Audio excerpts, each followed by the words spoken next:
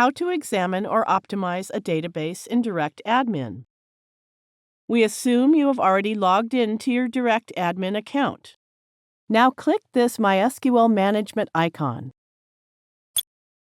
In this MySQL Management interface, you can create new databases and manage existing ones.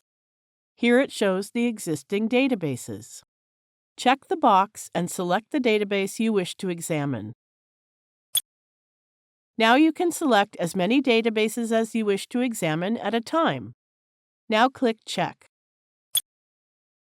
It displays a report of check operation. Similarly, you can select the database and optimize it. It shows a report on optimizing database operation. Now you know how to examine or optimize databases.